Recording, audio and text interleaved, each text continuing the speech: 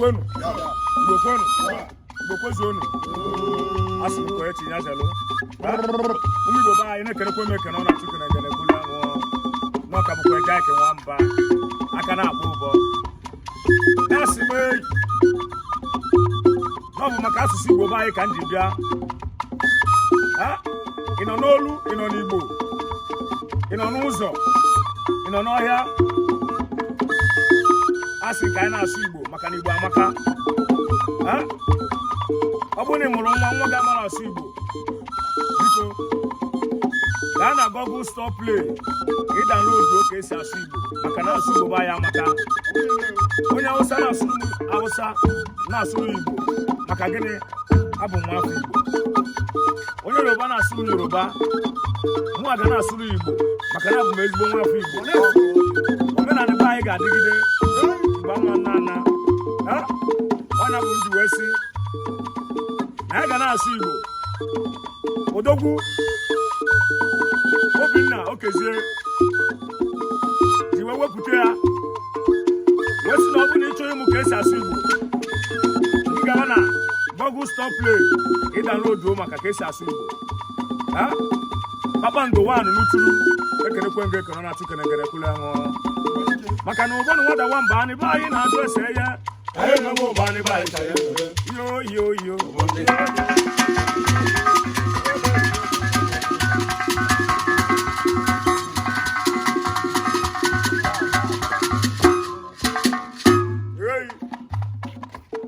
ịbụrụ nwa afọ Igbo kwelu ma ayolo mama ayolo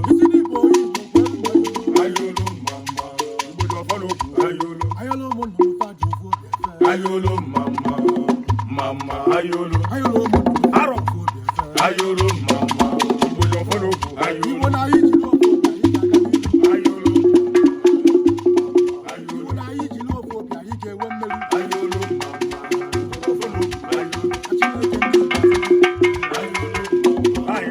mama ayolo na Chineke ndị Igbo afọ Igbo na ya ayolo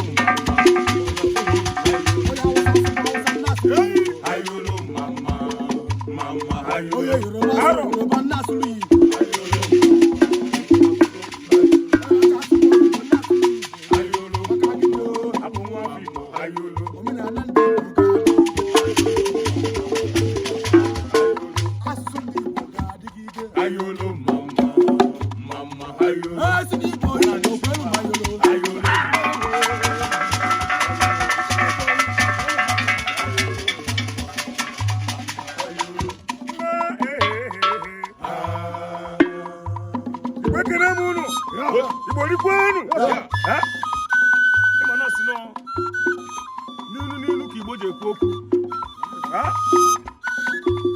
kpata ọlọkụ ji gara ite wee gbuo ihe dị ite n'ime ọ ga-adịrị mma na eke dịrị mma n'ụlọ dịrị mma na afọ dịrị mma na akwa anyị n'ụbọchị na ụbọchị ndị ụkwa amapụ anyị ama anyị si na osi fụrụ anyị atụ mkpe n'ukwu ga-amajiri onu ozi a na-abịa o sitere n'aka Odogwu Sa Obinna Okezie Chairman CEO Jitonia Group Odogwu kenekwe mekana na tukenegene kwulu ahụ CEO Jitonia Group na ị ga-adị ka Chineke ada agwa Odogwu kpakpando n'utulu eze ụmụọgọ na-ekenekwe nge ya anamani wede ataki nwamba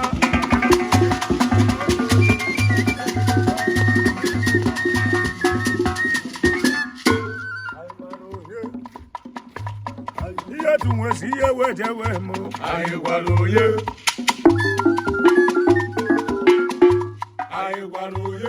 Sa Obinna tụrụ kpakpando ekenekwe arọ